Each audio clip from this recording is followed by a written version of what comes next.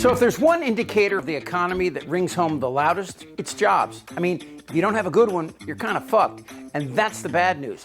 The worst news is it's going to get worser. I love the poorly educated. Today, the job numbers came out, and Donald Trump's Bad Friday is bad news for the economy as Donnie gets hit with the worst job numbers in a generation.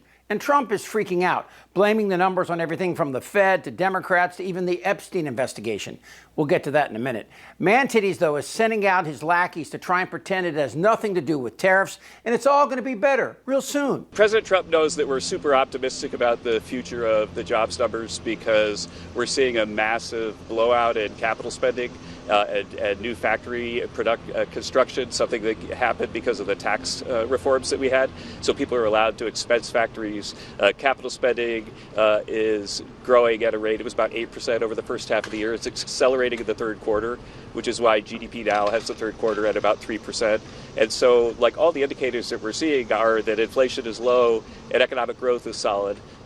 Income growth solid as well. So that the only part of the data that's disappointing is the jobs numbers. Okay, that hump would be funny were he not so pathetic. First of all, this is Trump's 19th quarter as president, and he's never had a quarter with 3% GDP growth. Never. Biden had 7 quarters, and Obama and Bush collectively had 27 quarters of over 3% growth. And all the bullshit you just heard, none of it matters because if there aren't any jobs, regular people can't buy shit.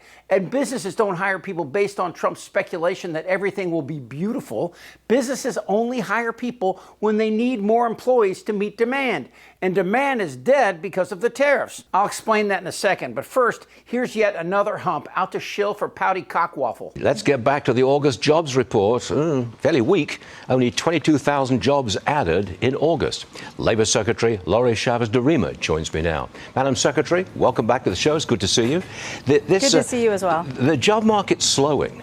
Surely there is no excuse for the Fed not to lower interest rates sharply. I'm sure you agree with that, Madam Secretary.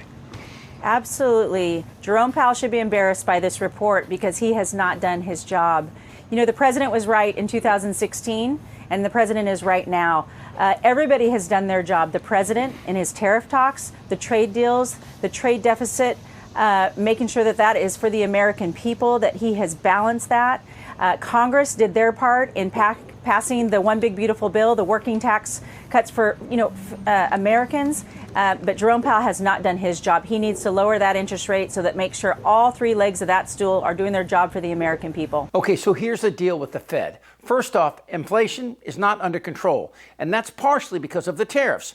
Prices are going up because other countries are charging us more for the trillions of dollars we spend annually for their shit. We'll get back to that in a second. The interest rate that the Fed controls is the rate which banks borrow money from each other to lend to people and businesses. So if the Fed lowers the interest rate, the banks will lend more money. Sounds good, right? Well, not necessarily. Say 5 people had a pre-approved loan and they were bidding on a house. The price goes up some, right? But say there's 25 people bidding. The price of that home and hundreds of thousands of others all go up, as does the price of building more homes, which means everyone from the bricklayer to the carpenter make more, which means they spend more, and that means the supply goes down and the prices go up. And that's a perfect recipe for inflation. And inflation leads to worry, and worry means layoffs and a reduction in hiring, which is exactly where we are now. So the bullshit these half-wits are spinning doesn't fly for anyone who took Econ 101 or anyone who goes to the store to buy food, clothing, or cars.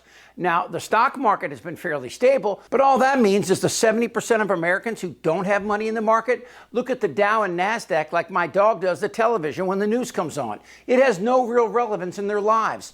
And if you want irony, the truth is Trump secretly welcomes anything that distracts from Epstein, which without question implicates him in the assault of young girls. Trump admitted he knew Epstein for 15 years, even stating that Epstein, quote, likes beautiful women as much as I do, and many of them are on the younger side.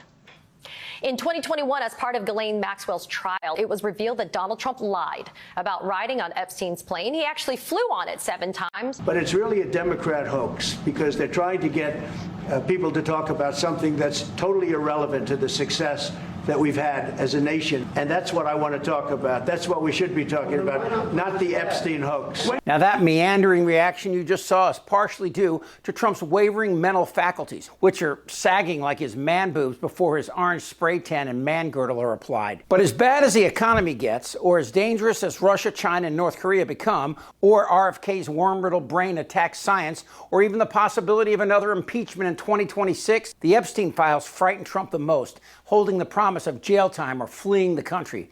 And you know it's bad when Boebert, Dairy Queen, and Mace all push back and demand for more transparency, or more to the point, the truth about sexual assault against minors. The truth needs to come out, and the government holds the truth. So this is what happens when you have unqualified people in critical positions, whores looking to line their own pockets like Kash Patel, Trump's pick to lead the FBI, who worked as a consultant to Qatar and never registered as a foreign agent. And of course, Qatar gave Trump a $500 million jet. And at the heart of all this is an obscene collection of humps willing to allow Trump to escape justice from his obvious connection to Epstein and Maxwell, and Trump's interference with the release of the files and lists, which are obviously incriminating for him. I mean, come on, the answer is simple. Why the fuck doesn't Trump release everything? Because should he implicate others who knew he was there, they would turn on him quicker than Trump's pulse outside a junior high beauty pageant. He's a sick fuck. She was inseparable from Epstein for nearly 3 decades, and in that time, she reportedly procured and groomed the middle school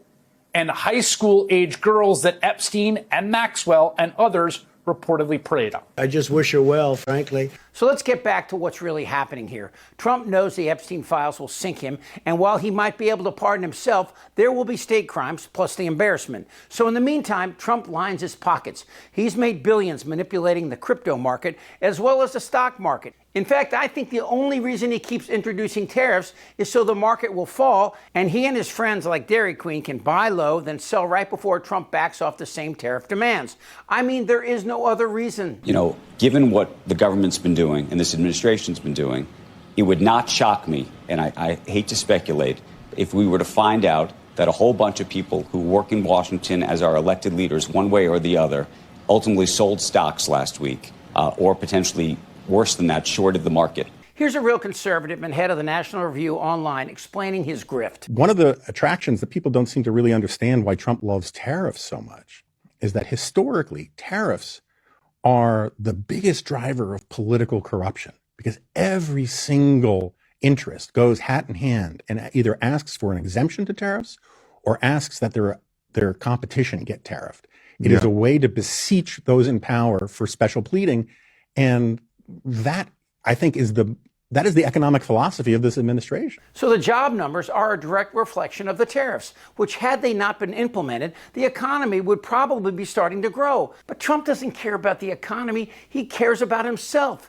So Trump saw these numbers and flipped out, tweeting this last night. The Department of Justice has done its job, and they've given everything requested of them. It's time to end the Democrat Epstein hoax and give the Republicans credit for the real great, even legendary job they're doing. Make America great again. Now, seriously, does that sound like an innocent person to you? The jobs report is yet another failure by men and women who are grifting our nation to line their pockets, at the same time hiding the dark sexual impulses of these monsters. The question here is simple. If you are a Republican, you are either for the safety and security of keeping our children away from predators, or like Trump, you are the predator. Goddamn right.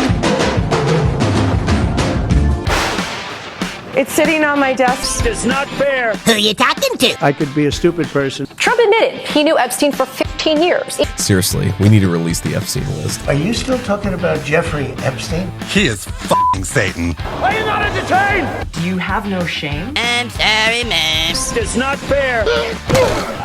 Jeffrey Epstein? They don't know what the fuck they're doing. I don't want to talk about this stuff. Am I wrong? Yes. TikTok. You're in a lot of trouble, Donnie. I think he's crazy. I'm Chip Franklin.